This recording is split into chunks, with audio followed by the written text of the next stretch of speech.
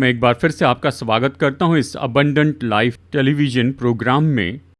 दोस्तों, मुझे भरोसा है कि जो संदेश मैं आपको दे रहा हूं ये आपके लिए आशीष है और मुझे आप में से बहुत से लोगों से अद्भुत प्रत्युत्तर मिल रहा है। मेरा व्हाट्सएप नंबर और मेरा ईमेल आईडी स्क्रीन पर दिया है, इससे आप लिख लीजिए, मुझे भेजिए अपने फीडबैक्स, अपने सुझाव और साथ ही मुझे अपने प्रार्थना निवेदन भेजिए। हमारी बहुत अच्छी प्रेयर टीम है जो हमेशा प्रार्थना करती है। हम आपके लिए प्रार्थना करेंगे और प्रभु यीशु मसीह आपसे मुलाकात करें और बहुत ही विशेष तरीके से आशीष दे। चलिए आज के संदेश में चलते हैं। आज का शीर्षक है दुख उठाने की आशीष। सामान्य रूप में बहुत से पास्टर्स और बहुत से प्रचारक इस विषय पर बात नहीं करते हैं, क्योंकि ये विषय तो समझने में बहुत ही मुश्किल होता है। कैसे दुख उठाना आशीष हो सकता है? यहाँ तक कि बाहर जो संसार है वो कभी नहीं समझ सकता है कि दुख उठाने से आशीषें आ सकती हैं। ऐसी बहुत सी आशीषें हैं जो मैं आपको बताऊंगा। उनमें से 3 इस संदेश में बताऊंगा और आने वाले हफ्तों में जैसे प्रभु अगुवाई करें मैं आपको और भी आशीषों के बारे में बताऊंगा जो हम दुख उठाने के द्वारा पाते हैं। अब इसके पहले कि हम इन 3 आशीषों को और 3 दुख उठाने को देखें, तो चलिए दुख उठाने के बारे में कुछ बुनियादी बातों को समझते हैं। आज के चर्च में सामान्य समझ इस तरह से है, यहाँ तक कि प्रचारक हमेशा इसके बारे में सिखाते हैं। क्या दुख उठाना परमेश्वर की इच्छा है? नहीं। बहुत स्पष्ट मैं आपको बता दूं, दुख उठाना परमेश्वर की इच्छा नहीं है। इस बहुत ही अद्भुत सत्य को समझने के लिए हमें अदन की वाटिका में जाना होगा। जब परमेश्वर ने आदम और हव्वा को बनाया था और सारी सृष्टि को बनाया, जिसमें हमारी ये सुंदर पृथ्वी भी है, परमेश्वर ने इस पृथ्वी की सृष्टि खत्म करने के बाद सारे जीवित प्राणी और खास करके आदम और हव्वा, परमेश्वर ने ये अद्भुत वचन कहे थे। मैं से आपके लिए पढ़ रहा हूँ, उत्पत्ति अध्याय 1 वचन 31 से। तब परमेश्वर ने जो कुछ बनाया था सबको देखा, तो क्या देखा कि वो बहुत ही अच्छा है। क्या आपने इस पर गौर किया? जब परमेश्वर ने सब कुछ बनाया तो ये सब बहुत अच्छा था, इसमें कोई दुख उठाना नहीं था। तो जब परमेश्वर ने सारी सृष्टि की, वहाँ पर दुख उठाने का शब्द नहीं था। भलाई, आशीषें, मैं इसे बहुतायत का जीवन कहूँगा। आदम और हव्वा के पतन के पहले तो पास्टर्स और प्रचारक कृपया कभी मत कहिए, यदि कोई मसीह चर्च में मर जाता है, यदि कोई कैंसर से मर जाता है या किसी रोग से या किसी परेशानी से, कृपया ये मत कहिए कि ये परमेश्वर की इच्छा है। क्यों? क्योंकि जिस पल हम कहते हैं कि ये परमेश्वर की इच्छा है, हम कह रहे हैं कि इसके पीछे का कारण परमेश्वर है। और हम यही तो समझ रखते हैं, नहीं, परमेश्वर मृत्यु के कारण नहीं है, परमेश्वर कैंसर के कारण नहीं है, परमेश्वर कारण नहीं है किसी भी समस्या के, किसी भी दुख के जिसका हम अपने जीवन में सामना करते हैं। मैंने आपको बताया, ये तो केवल आदम और हव्वा के पतन के बाद में ये दुख तकलीफ़ें आ गई। तो ये सारी तकलीफ़ें तो आई आदम और हव्वा के कारण, उनके पतन के कारण। शुरू में परमेश्वर ने कहा सब कुछ अच्छा है, ये उसकी इच्छा है। लेकिन आदम और हव्वा के पतन के बाद में दुख तकलीफ़ें आई। आप इन संदर्भों को देख सकते हैं। देखिए, उत्पत्ति अध्याय 3 वचन 17। इस पृथ्वी का भी पतन हुआ आदम और हव्वा के पाप करने के कारण। तो मैं आपको इस संदेश में बताऊंगा कैसे ये दुख सच में आते हैं। सबसे पहले समझ लीजिए कि ये परमेश्वर की इच्छा नहीं है। इसके बजाय हम कह सकते हैं दुख आते हैं परमेश्वर की अनुमति के कारण। जब हम अनुमति कहते हैं मतलब इसका कारण कुछ और है, लेकिन परमेश्वर इसकी अनुमति देते हैं, ठीक है। ऐसे 4 कारण हैं कि क्यों दुख इस संसार में आ गए। नंबर 1, व्यक्तिगत रीति से लोग जो गलतियां करते हैं, आदम और हव्वा के साथ बिल्कुल ऐसे ही हुआ था। इनके अपने व्यक्तिगत पाप के कारण दुख संसार में आ गए। आज भी बहुत सी समस्याएं हैं, बहुत से दुख हैं। ये इसलिए आते हैं, व्यक्तिगत गलतियां हैं और कई बार ऐसे पाप जो उस व्यक्ति के द्वारा किए गए हैं। पाप का परिणाम तो हमेशा दुख और दर्द होता है, इसे कभी मत भूलिए। नंबर 2, दुख आते हैं दूसरों के द्वारा किए गए पाप और गलतियों के कारण। हम इसे हर समय देखते हैं। जब भी घर में कोई दुख होता है, ये तो गलती हो सकती है उस घर के मुखिया की या बच्चों की। जब हम यात्रा करते हैं तो बस ड्राइवर शायद वो शराब पिया हुआ होगा या वो सो जाता है और वो किसी पेड़ से या दीवार से बस टकरा देता है, जिसके कारण सब मर जाते हैं। तो कारण क्या है लोगों के मरने का? कारण वो है बस ड्राइवर। ऐसी गलती जो दूसरे ने की है, इस केस में ड्राइवर की गलती से बहुत से लोग मर जाते हैं। पूरे संसार में आज ऐसी ही बात है। जब दूसरे गलतियां करते हैं, लोगों को दुख उठाना पड़ता है। और तीसरा कारण तो ये है, दुख आता है क्योंकि संसार का पतन हो गया है। देखिए, इस संसार का पतन हो गया, इसलिए बहुत से भूकंप आते हैं, सुनामी या बाढ़, आंधी, बवंडर और ये सब, इसमें बहुत से लोग मरते हैं। तो जब ये लोग मर रहे हैं तो कारण कौन है? क्या परमेश्वर कारण है? नहीं, परमेश्वर कारण नहीं है। संसार का पतन हुआ ये कारण है, आदम और हव्वा के पाप करने के कारण ही। यहाँ तक कि आज भी हम प्रकृति के विरुद्ध में पाप करते जा रहे हैं, सृष्टि के विरुद्ध, प्रदूषण के कारण। जानते हैं, ग्लोबल वार्मिंग के बारे में हम बातें करते हैं, ये तो मानवीय पाप है जो हमारे वातावरण को, मौसम को बदल रहा है। और यही कारण है ये प्राकृतिक आपदाएं बढ़ चुकी हैं हाल ही के समय में, और बहुत से लोग मर रहे हैं। तो ये तीसरा कारण है। चौथा कारण है, दुख आते हैं क्योंकि मानवीय शरीर कमज़ोर है। कुछ शरीर कमज़ोर होते हैं, कुछ शरीर ऐसे होते हैं जो जल्दी बीमार हो जाते हैं, और कुछ केस में गंभीर बीमारियां होती हैं। तो हमारा शरीर ये तो पतन का है और ये दुख उठाता है, इसका कारण हमारा शरीर है, परमेश्वर नहीं। हमें बहुत सचेत होना है कि कैसे शब्दों का उपयोग करते हैं। कभी मत कहिए कि दुख उठाना परमेश्वर की इच्छा है। कहिए परमेश्वर ने दुखों को अनुमति दी है इन 4 कारणों से। और फिर शायद हम कहें कि पुराने नियम में बहुत से दुख तो परमेश्वर के दंड के कारण आए थे। अच्छा सवाल है, अवश्य ही हाँ। उस दंड के कारण बहुत से लोग मर गए, बहुत से यहूदियों ने इस तरह से दुख उठाया था। लेकिन परमेश्वर के जो युग हैं उन्हें याद कीजिए।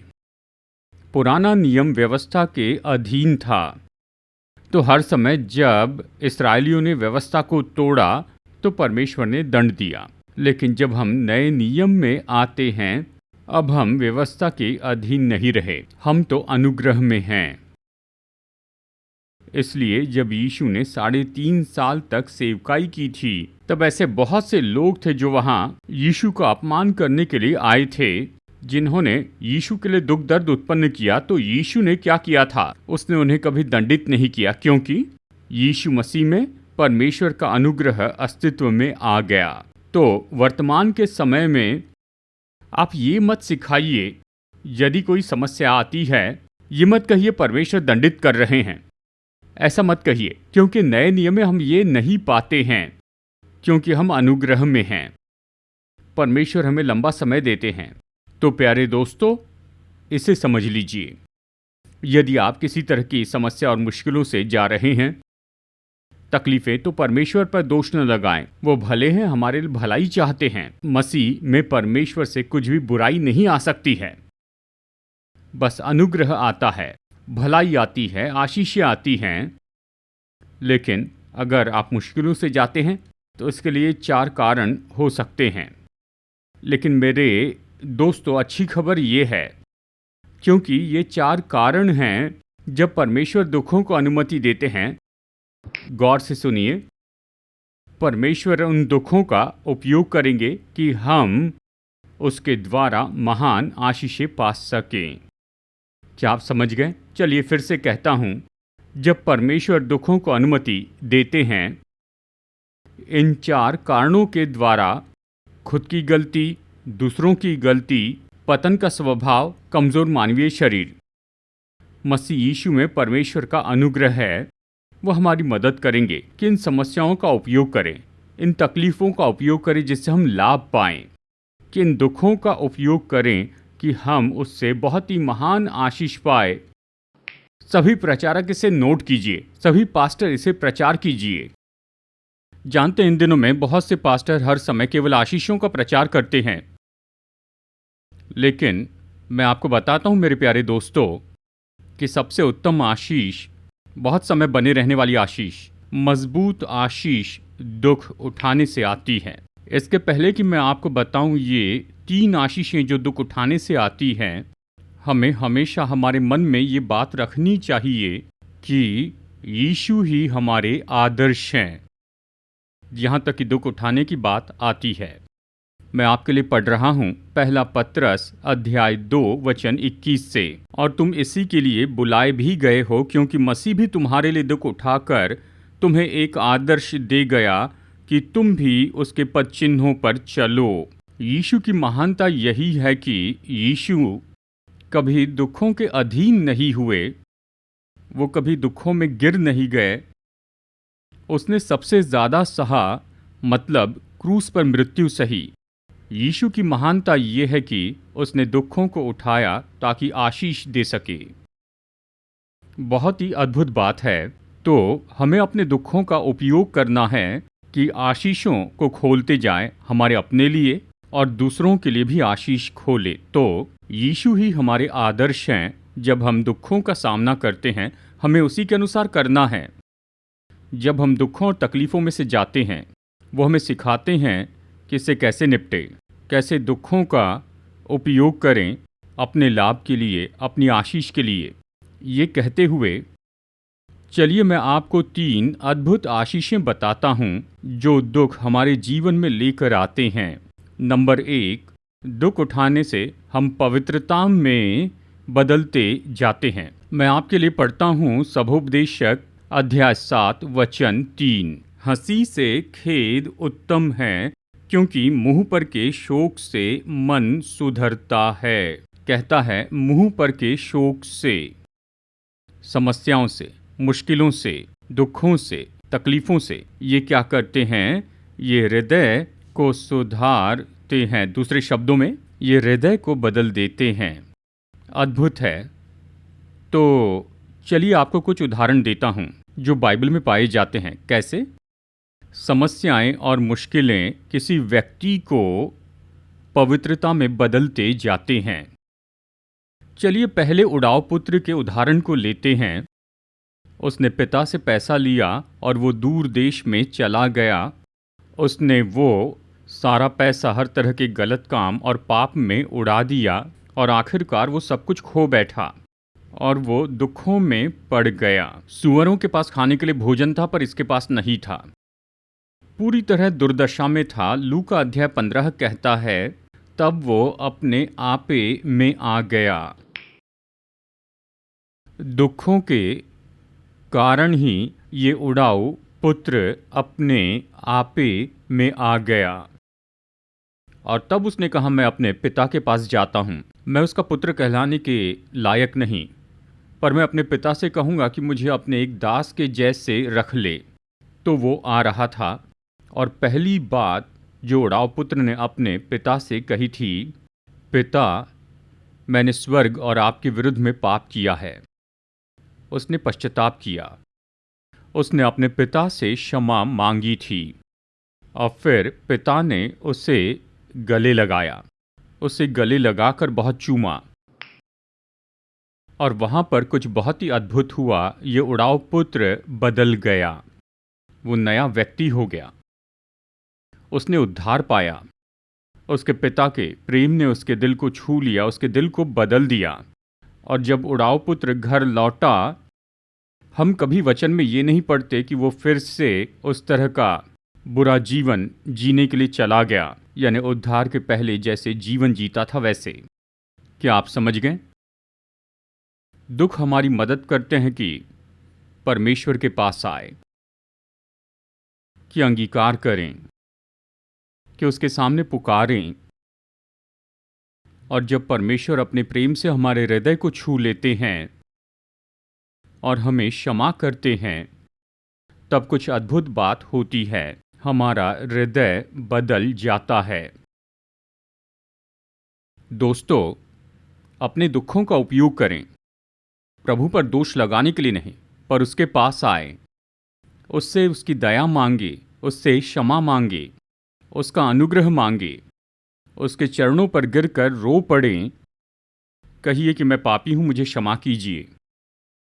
तब परमेश्वर आपको अपने हाथों में उठा लेंगे। यीशु आपको अपने हाथों में उठाएंगे, आपको गले लगाएंगे, वो आपको क्षमा करेंगे और फिर कुछ महान बात होगी। धीरे धीरे आपका हृदय बदल जाएगा। चलिए मैं आपको एक और उदाहरण देता हूं, कैसे दुख उठाना जीवन में हमें बल देता है। और ये उदाहरण तो प्रेरित पौलुस के बारे में है। उसके शरीर में ये कांटा था जो दुखदाई था। उसने कई बार यीशु से कहा कि इसे निकाल दे, लेकिन यीशु ने कहा, ये कांटा कभी निकाला नहीं जाएगा। मेरा अनुग्रह तुम्हारे लिए बहुत है कि इस दुख को सहते जाएं, कि उस कांटे से निपटते जाएं। और मेरा अनुग्रह तुम्हारे लिए बहुत है कि इस कांटे के बावजूद तुम मेरे लिए बहुत ही महान सेवकाई करोगे। वाह! ये अनुग्रह क्या था? ये तो बल था। ये तो क्रूस की सामर्थ थी जो प्रेरित पौलुस ने परमेश्वर से पाई थी, कि उस कांटे के दर्द को सहते जाए और साथ ही उस कांटे का उपयोग करे। गौर से सुनिए कि यीशु के लिए महान काम करते चले जाएं। ये बात तो सच है। अगर कोई कांटा नहीं है, कोई समस्या नहीं है, कोई दुख नहीं है, तो लोग यीशु से दूर चले जाएंगे। लेकिन कुछ केसेस में परमेश्वर उस कांटे को अनुमति देते हैं ताकि आशीषें प्राप्त की जा सके उस कांटे के द्वारा। ये तो उस कांटे के दर्द से बहुत ज़्यादा है जो वो अनुभव करते हैं। तो मेरे दोस्तों, कोई दुख उठाना नहीं चाहता है। वो आते हैं क्योंकि जैसे मैंने बताया, क्योंकि हम तो इन 4 परिस्थितियों में रहते हैं। इसका उपयोग कीजिए ताकि आप और मैं पवित्रता में बढ़ते चले जाएं।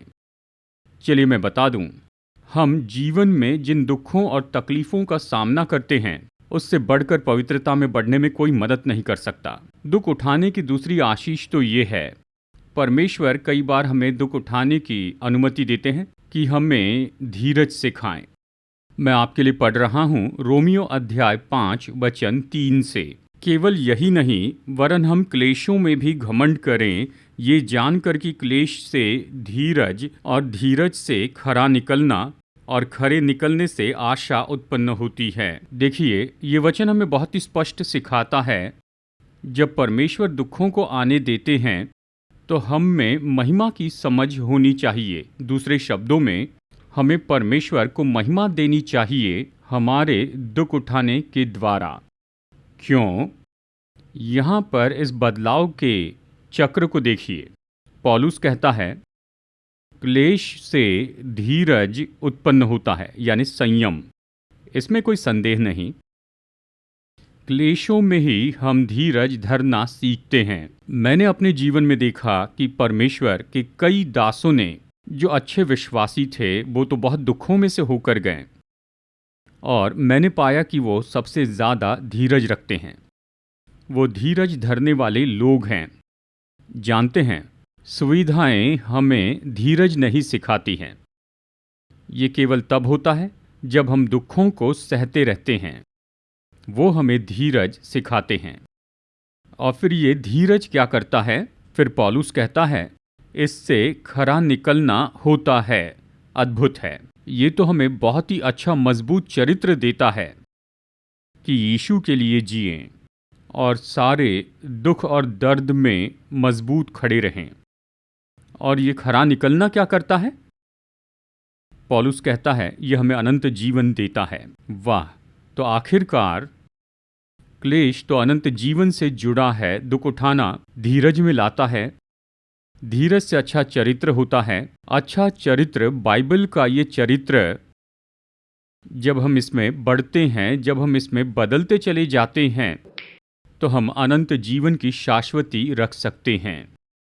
चलिए एक और वचन यहाँ पर पढ़ते हैं, याकूब अध्याय 1 वचन 2, 4 और 5।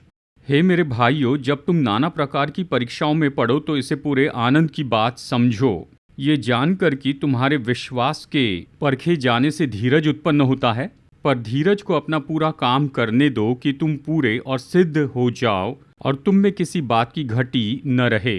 3 बातें हैं याकूब हमें याद दिलाता है, ये आशीषें। दुख उठाने से हम सिद्ध होते जाते हैं, हाँ, इसके बारे में कोई संदेह नहीं। जब हम जाते हैं, बहुत सी मुश्किलों, परिस्थितियों, परीक्षा और तकलीफ़ों से जाते हैं, ये किसी तरह से हमें जीवन में मजबूत करती है, ये हमें सिद्ध बनाती है। फिर पौलुस कहता है कि दुख उठाना हमको परिपूर्ण करता है, यानी किसी बात की कमी नहीं, परिपूर्ण कि किसमें कमी ना हो, कि जीवन में किसी भी मुश्किल का सामना कर सके। ये तो हमें इतना मजबूत, इतना बलवान और स्थिर रखता है। ये धीरज जो कि दुख उठाने से आता है, आगे जाकर जैसे हम बड़ी समस्याओं से होकर जाते हैं तो ये हमारी मदद करेगा। केवल इतना ही नहीं, यह हमें परिपूर्ण करता है, कोई कमी नहीं रहती हमारे अनंत जीवन के लिए भी। चलिए सारांश में तीसरी आशीष बताता हूँ। परमेश्वर कई बार दुखों को अनुमति देते हैं कि हमें हमारे मसीह जीवन में फलवंत बनाते जाएं। आइए देखते हैं यूहन्ना का सुसमाचार अध्याय 15 वचन 2। जो डाली मुझ में है और नहीं फलती, उसे वो काट डालता है, और जो फलती है उसे वो छांटता है ताकि और फले, यानी कि वो और ज़्यादा फलवंत होते जाएं। शब्द पर ध्यान दीजिए, छांटता है। जब कोई किसान किसी पेड़ पौधे को छांटता है तो काटता है, और वो काटना तो पीड़ादायी होता है उस पेड़ के लिए या उस पौधे के लिए। मसीह जीवन में भी बिल्कुल ऐसे ही है। यीशु कहते हैं कि मुझे विश्वासियों में कुछ बातों को छांटना है ताकि वो और ज़्यादा फलवंत हो सके। तो चलिए सबसे पहले हम समझते हैं कि फलवंत होना क्या होता है। बहुत से प्रचारक इस वचन को लेकर संपन्नता सिखाते हैं, वो आशीष सिखाते हैं। ये बंद कीजिए, ये तो ऐसा नहीं है। संदर्भ को देखिए, पूरे वचन पढ़िए। वचन 7 में यीशु कहते हैं कि फलवंत होना, ये तो यीशु के वचनों को पूरा करना है। चलिए वचन पढ़ते हैं। यदि तुम मुझ में बने रहो और मेरा वचन तुम में बना रहे, तो जो चाहो मांगो और वो तुम्हारे लिए हो जाएगा। ये ऐसा क्यों है? मेरे पिता की महिमा इसी से होती है कि तुम बहुत सा फल लाओ, तभी तुम मेरे चेले ठहरोगे। अब ये जो फलवंत होना है, ये तो यीशु की आज्ञाओं को पूरी करना है। जितना ज़्यादा हम यीशु की आज्ञाओं को पूरी करते जाएंगे, उतने ज़्यादा बदलकर हम यीशु के चेले बनते चले जाएंगे। हम यीशु के चेले बन जाएंगे। तो हम यीशु की आज्ञाओं को कैसे पूरी कर सकते हैं? यीशु ने कहा, जो डालियां नहीं फलती उन्हें मुझे काटना पड़ता है। वो सारे पाप, वो अनदेखा करना, वो नामधारी रहना, जो कि यीशु की आज्ञाओं को पूरी करने के विरुद्ध में है। जब मैं इन अनचाही डालियों को काट देता हूं, जैसे कि पाप या नामधारी होना, अनदेखा करना, यहाँ तक कि आलसी होना भी दुखदाई होता है। इन्हें छांटना पड़ता है। जब तक कि उसे न छांटें, हम यीशु की आज्ञाओं को पूरी नहीं कर सकते हैं, क्योंकि वो हमें रोकते हैं यीशु की आज्ञाओं को पूरी करने से। यदि किसी को यीशु की आज्ञाओं को पूरा करना है, तो उस जीवन में ऐसी बातें जो फलवंत नहीं होती है, उन्हें काटना पड़ता है, और ये पीड़ादायी होता है। तो मेरे प्यारे दोस्तों, जब परमेश्वर आपके जीवन में कुछ छांटते हैं, तो शायद वो कोई पाप निकालना चाहते हैं। वो नामधारी होना, ये लापरवाही, या फिर ये आलस्य या सांसारिकता, जिसके कारण आप फलवंत नहीं हो पा रहे हैं। यीशु की आज्ञाओं में तो निश्चय ही जान ले कि एक न एक दिन यीशु उसे छांट देंगे। जब वो इसे छांटते हैं तो ये पीड़ादायी होता है, पर अच्छा है। वो दुखदायी छांटना हमारी मदद करता है कि और ज़्यादा फल लाए, मतलब यीशु की और ज़्यादा आज्ञाओं को पूरी करें। ऐसा करने के द्वारा यीशु कहते हैं कि पिता की महिमा होगी और तुम मेरे चेले ठहरोगे। मुझे भरोसा है इस संदेश में आपने बहुत ही अद्भुत बातें सीखी हैं। तो चलिए प्रार्थना करते हैं। अनुग्रहकारी परमेश्वर, स्वर्गीय पिता, हमारे उद्धारकर्ता और प्रभु यीशु पवित्र आत्मा हमें तसल्ली देने वाले इस महान संदेश के लिए आपका धन्यवाद कि दुख उठाने में भी आशीषें हैं। धन्यवाद प्रभु कि आपने ये समझने में हमारी मदद की कि दुख आपकी इच्छा नहीं पर आप इन्हें अनुमति देते हैं। जैसे आप हमारे जीवन में दुखों को अनुमति देते हैं, यीशु मदद कीजिए कि हम पवित्रता में बढ़ें। मदद कीजिए कि हम धीरज में बढ़ते चले जाएं। हमारी मदद कीजिए कि हम और ज़्यादा फलवंत होते जाएं, कि आपकी आज्ञाओं को पूरी करें। वचन और अपने लोगों पर आशीष दीजिए, अपने दास और प्रोग्राम पर आशीष दीजिए। इस अबंडेंट लाइफ प्रोग्राम पर हमारे उद्धारकर्ता प्रभु यीशु के नाम में मैं मांगता हूँ, आमीन। हमारे उद्धारकर्ता प्रभु यीशु मसीह के नाम में आप सभी लोगों को अभिवादन। दोस्तों, कृपया कर आप इस वीडियो को देखिए जो हमारी सेवकाई के बारे में पूरा विवरण देता है। ये सेवकाई तो स्थापित की गई है हैदराबाद, भारत में, और हम 6 महान सेवकाइयों में जुड़े हैं। नंबर 1, मैं टीवी पर आता हूँ और 5 भाषाओं में वचन का प्रचार करता हूँ। इंग्लिश, हिंदी, तमिल, मलयालम और तेलुगु में। लाखों लाखों लोग इन संदेशों को सुन रहे हैं और वो उद्धार पा रहे हैं और विश्वासी अपने विश्वास में बल पा रहे हैं। और हमारी दूसरी सेवकाई है प्रचार की सेवकाई, जहाँ मैं बहुत सी जगहों पर जाता हूँ, केवल भारत में ही नहीं लेकिन विदेशों में भी। और इस प्रचार की सेवकाई के द्वारा सभी चर्च के विश्वासी परमेश्वर के वचन के द्वारा बल पाते हैं। हमारी तीसरी सेवकाई तो पास्टर्स के लिए कॉन्फ्रेंस हैं। हर साल हम पास्टर्स के लिए 2 कॉन्फ्रेंस करते हैं। लगभग 130 पास्टर्स आते हैं, सभी अलग अलग प्रोटेस्टेंट चर्च से, और 4 दिनों तक हम उन्हें मसीह सेवकाई के अलग अलग दृष्टिकोण के बारे में ट्रेनिंग देते हैं। हम उनकी यात्रा का खर्च चुकाते हैं, रहने खाने की सुविधा देते हैं, हम उन्हें किताब भी देते हैं और साथ ही हम उन्हें नए कपड़े भी प्रदान करते हैं जैसे वो अपने घर लौटते हैं। और चौथी सेवकाई है एमोरी मिशन हॉस्पिटल, जिसके द्वारा हम अद्भुत सेवकाई कर रहे हैं। ऑर्थोपेडिक में, गायनेकोलॉजी और ऑब्स्टेट्रिक्स में बहुत से गरीबों की सेवा करते हैं। हर महीने हजारों गरीब ऐसे मरीज पा रहे हैं बहुत ही उत्तम मेडिकल सहायता इस एमोरी हॉस्पिटल द्वारा। नंबर 5, हमारे 3 अच्छे चर्च हैं जिनके द्वारा हम अच्छी सेवकाई कर रहे हैं और बहुत से लोग अपना जीवन प्रभु को दे रहे हैं। और इन चर्च में प्रभु का वचन प्रचार किया जाता है। ये इन्हें बल देता है और इनकी मदद करता है कि अपने आत्मिक जीवन में बढ़ते जाएं। और हर महीने हम कुछ गरीब परिवारों को ऐसे ही चुनकर उन्हें देते हैं चावल, दाल और दूसरे अनाज।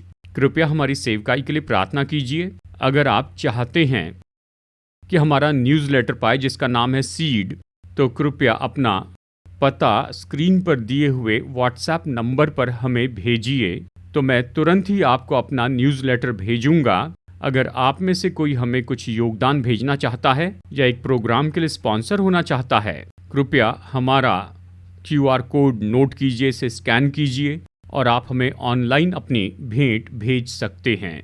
परमेश्वर आपका आशीष दे, जैसे आप बहुत ही महत्वपूर्ण और कार्यनीति से फलवंत सेवकाई में स्पॉन्सर बनते हैं।